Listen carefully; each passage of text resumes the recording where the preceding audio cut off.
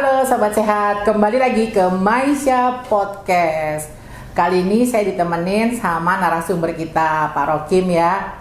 Topik kali ini kita mau bahas tentang kesehatan reproduksi wanita.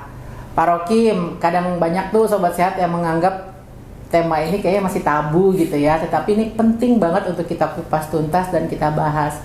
Boleh nggak Pak, kita mulai dari ngebahas kesehatan reproduksi wanita itu bagaimana gitu, Pak Rokim? Bu Astri dan Sobat Sehat yang semoga semuanya dalam keadaan sehat dan bersemangat. Wanita kalau dalam pandangan kehidupan manusia secara umum, melalui wanita lah dan para ibu, manusia itu kemudian berkembang atau kemudian hadir di tengah dunia ini. Maka sangat bagaimana agama-agama Islam dan sebagainya itu betul-betul menghormati para ibu.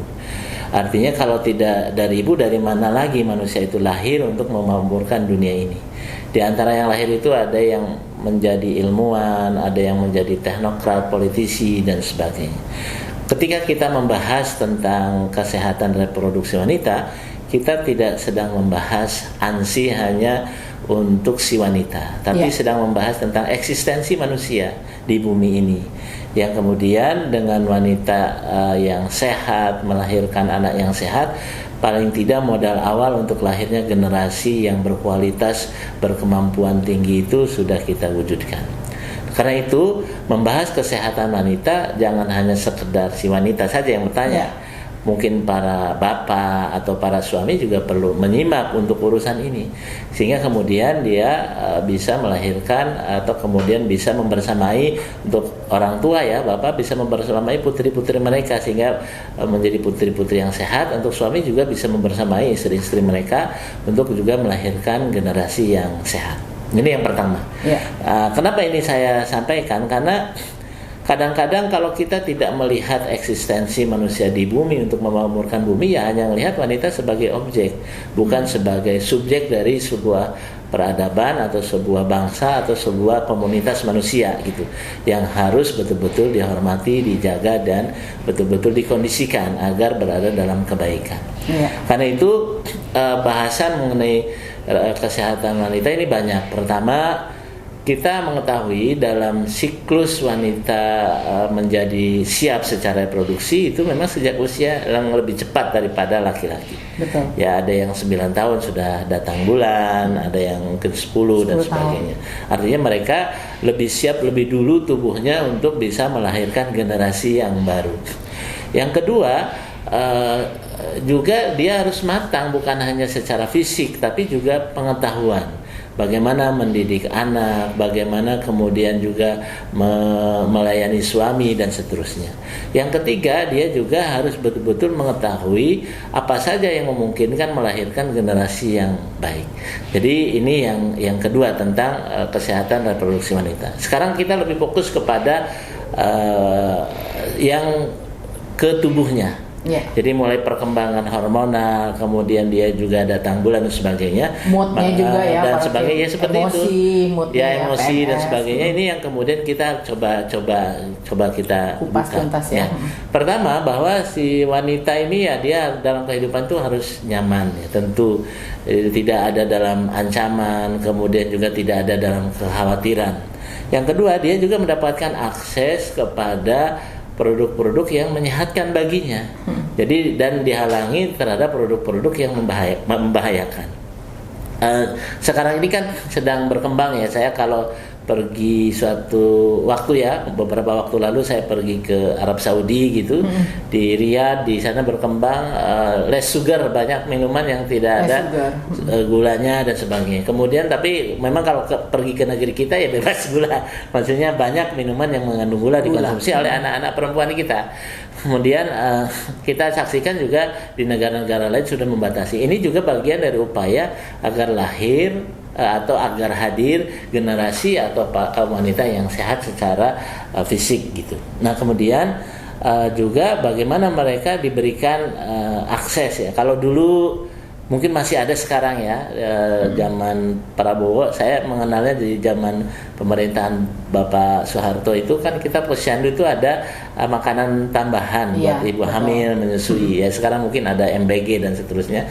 Itu juga bagian kan yang disiapkan. Jadi fasilitas-fasilitas untuk menyehatkan wanita, ada posyandu, ada tempat konsultasi, ada makanannya dan sebagainya. Itu juga bagian yang disiapkan untuk memberikan daya dukung terhadap reproduksi wanita. Cuma apakah ini dipahami oleh kaum wanita? Maksudnya bahwa kehadiran mereka dengan didukung oleh pemerintah yang ada untuk mereka lebih sehat, itu juga bagian yang dipahami dalam artian mereka harus menjaga diri untuk tetap berada dalam kondisi yang fit. Ini yang 3 hal ini yang kemudian untuk tentang reproduksi wanita. Jadi wanita yang sehat, yang memahami posisi dirinya sebagai kaum yang melalui dirinya, kan nggak bisa lewat laki-laki nih, nggak bisa. yang melahirkan generasi-generasi untuk tercapainya cita-cita yang lebih tinggi dari waktu ke waktu, harus menjaga dirinya, termasuk juga menjaga kondisi-kondisi agar dia berada dalam lindungan, keterjagaan, kemudian juga kepastian hukum dan seterusnya. Itu pertama bahasanya Bu Astrid. Ya, Pak Rokim, banyak sobat sehat atau khususnya mungkin ibu-ibu muda yang lagi mau mempersiapkan kehamilan ya, mereka sangat concern dengan faktor kesuburan ya Pak Rokim. Boleh nggak kasih gambaran edukasi bagaimana supaya kondisi wanita ini bisa tetap subur, artinya siklus haidnya tetap teratur, emosinya juga teratur, dan bisa mempersiapkan yang tadi seperti Pak Rokim bilang, bisa melahirkan anak-anak yang sehat. Ya, jadi kalau kita bicara tentang kesuburan itu sederhana saja Bu Astrid. Jadi kalau siklus haid seorang wanita itu normal dalam bulan-bulannya selama dia remaja sampai kemudian mungkin dewasa itu normal, berarti dia termasuk yang diduga kuat atau mungkin 90% ya subur, bisa punya anak. Nah itu yang pertama. Artinya pengalaman tentang kesuburan itu tidak harus mungkin ditanyakan secara detail ya, pengalaman dia. Maka mungkin kaum wanita juga perlu mencatat kapan dia ada gangguan hormonal haid dan sebagainya. Kalendernya itu. Kalau ternyata normal, berarti dia optimis bahwa bisa melahirkan gitu. Kedua, saya sih menyarankan jangan sampai ada gangguan terhadap siklus hormonal tadi. Gangguan itu kan bisa muncul pertama mungkin karena faktor stres ya. Mungkin kaum perempuan atau wanita yang sedang kuliah dihadapkan pada ujian. Kalau sekarang kan lagi rame bullying ya. Di universitas, bahkan mungkin di universitas ternama bahkan bullyingnya sampai kepada pelecehan seksual kan. Yang itu yang berkembang. Nah, itu harus dihindari karena itu bisa juga sebagai pemicu mengganggu hormonal dia. Nah, itu bisa dilihat terganggu nggak, misalkan datang bulannya dan sebagainya. Kalau itu udah mulai terganggu, dia harus lepas dari tekanan-tekanan yang mengganggu sistem hormonalnya gitu. Kemudian mungkin faktor konsumsi makanan, ya cara dia konsumsi makanan. Kalau kita tahu kan sekarang ini ada anak perempuan itu biasanya kan menjaga makanan ya supaya tidak terlalu cepat gemuk dan sebagainya. Tapi itu harus diperiksa, jangan sampai nanti malah terjadi pengurusan berat badan di bawah normal. Nah, terus berikutnya juga harus diperiksa penggunaan bahan kimia yang aditif, yang tambahan ya, yang sekarang itu biasanya kan anak-anak tuh saya perhatikan ya, khusus di negeri kita atau di kota besar itu penggunaan kosmetik berlebih. Jadi usia-usia SMP itu lebih kelihatan menor dan sebagainya gitu kan. Seperti itu juga harus dikaji apakah nanti berdampak buruk nggak pada hormonal dia. Nah, 3 ini jadi yang mengganggu sistem hormonal dia itu harus dihilangkan untuk bisa sehat. Kemudian ya memang kalau saya menyarankan untuk yang pasangan muda untuk tahap awal supaya tidak terganggu sistem hormonal dia berupaya punya anak dulu. Setelah punya anak baru mungkin memilih ber-KB itu dan sebagainya itu dipersilahkan. Kenapa? Nanti kalau sudah diganggu sistem hormonalnya, siklusnya menjadi tidak normal. Ketika tidak normal, ini akan ada dampak ikutan. Yang harusnya dibuang sebulan sekali, ini menjadi mungkin tertahan menjadi 1,5 bulan sekali atau 2 bulan sekali. Itu ada dampak ikutannya. Karena memang sistem peredaran darah wanita itu didesain untuk terjadi pembuangan kan, terjadi sesuatu yang baru dalam setiap bulan sekali, dalam setiap siklusnya. Nah, ini juga yang makanya mungkin nanti akan muncul ketika sistem hormonal terganggu, sistem pembuangan terganggu, dia itu hanya boleh tidak dibuang, maksudnya tidak keluar. Itu hanya pada 2 kondisi kalau wanita itu. 1, lagi hamil. Iya. Ya, yang kedua memang sudah waktunya tidak dibuang. Yaitu menopause. Oh, menopause. Tapi kalau terjadi penahanan di luar itu biasanya ada masalah. Ya mungkin ada miom, ada kanker rahim dan sebagainya gitu. Nah, karena itu proses penggangguan terhadap sistem siklus pembuangan wanita, haid, datang bulan dan sebagainya ini betul-betul harus diperhatikan. Jadi misalkan kenapa saya tidak datang bulan, pastikan hamil itu. Misalkan seperti itu. Karena kalau enggak biasanya muncul ada penyakit kan seperti itu. Nah, inilah yang kemudian hal-hal yang bisa mengganggu proses hormonal, apakah itu tekanan kejiwaan ya, fisik ya, pikiran dan sebagainya, atau kemudian tadi ada pola makan yang keliru, atau kemudian tadi mungkin ada penyakit yang bisa muncul, itu betul-betul harus diperhatikan itu. Kalau itu membuat terjadi gangguan, maka exit dari situ. Maksudnya keluar dari situ untuk kemudian sehingga sistem hormonal dia terjadi pembuangan secara rutin lewat datang bulan. Kemudian yang kedua, kalau kita juga harus menyiapkan nutrisinya kan supaya terjadi proses normal itu. Betul. Ya, jadi apa saja yang diperlukan? Misalkan mungkin perlu kalau terjadi ME atau apa istilahnya disebut dengan sindrom PMS ya, PMS. Sindrom pra-haid gitu, pra-menstruasi sindrom itu apa yang harus dilakukan seperti itu. Karena tentu kalau buangnya tuh normal, sakitnya normal, tidak akan sakit banget. Kan biasanya kalau ada yang mungkin kaum wanita agak sedikit marah-marah, ini lagi PMS kan biasa gitu. Nah itu yang kemudian harus betul-betul diperiksa.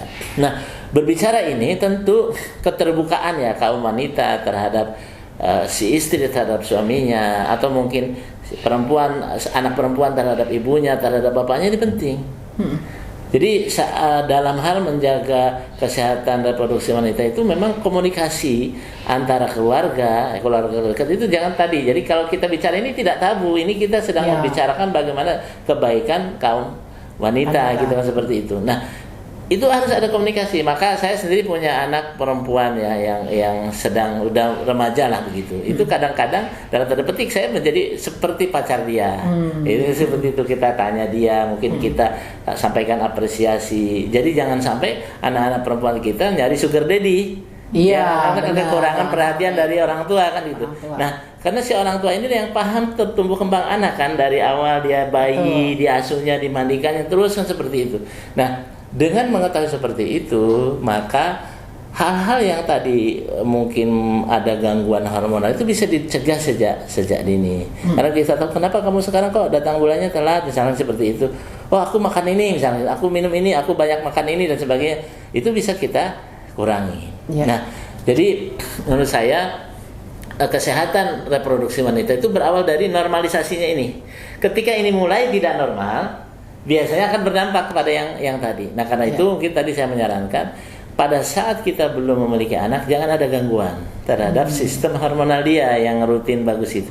Karena begitu ada gangguan, kita khawatir nanti malah anak yang nggak ada, penyakit yang nggak muncul. Seperti itu. Ya, berarti gini Pak Rokim, peranan propolis nih Pak Rokim dalam kesehatan reproduksi wanita ya, boleh dijelasin nggak Pak? Jadi pertama kan tadi kita sedang mendiskusikan agar jangan terjadi gangguan pada sistem hormonal. Betul. Tinggal bagaimana satu mungkin secara psikologis ya, tekanan mental dan sebagainya. Kedua tentang konsumsi makanan. Saya menemukan beberapa penelitian mulai dari pengobatan, mulai dari miom, kemudian juga ada PMS dan sebagainya. Ada riset-riset yang propolis mampu di situ. Artinya memang ketika terjadi gangguan seperti tidak lancarnya datang bulan, atau mungkin ada sesuatu di rahim yang tidak diinginkan, itu bisa dengan rutin konsumsi propolis. Itu bicara pengobatan. Sekarang bagaimana kalau bicara pencegahan. Ya kan? Maka konsumsi rutin propolis itu bisa mencegah abnormalnya sistem hormonal tadi, yang harusnya tidak keluar, yang harusnya keluar kok tidak keluar. Nah, kalau konsumsi propolis dia dipaksa siklusnya menjadi normal gitu.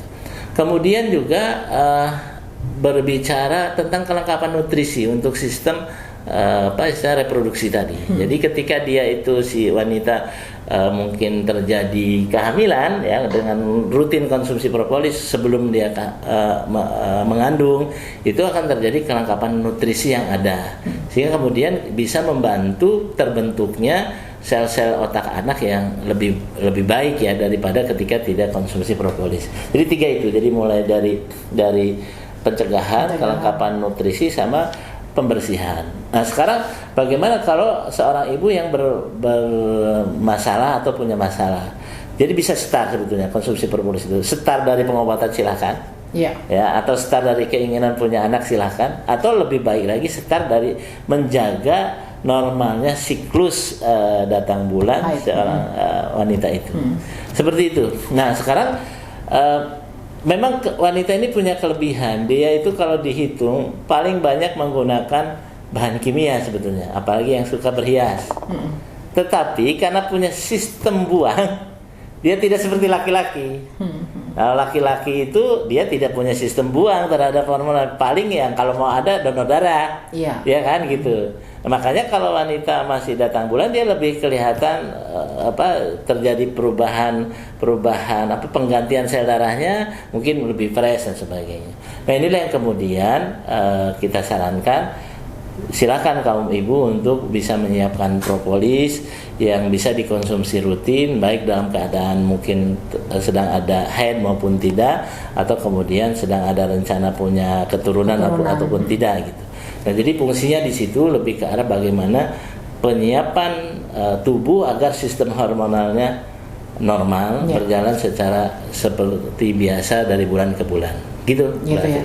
Ya, kalau untuk ibu-ibu atau sobat sehat yang usia menopause, karena kan ada kekhawatiran ya Pak Rokim ya, kalau orang wanita udah menopause kan lebih cenderung osteoporosis atau pengoroposan tulang. Nah, itu dosisnya boleh ini nggak Pak di-sharingkan? Yang pertama saya menemukan jadi begini, pada ibu-ibu yang rutin konsumsi propolis, jadi dia usia menopause-nya lebih akan mundur.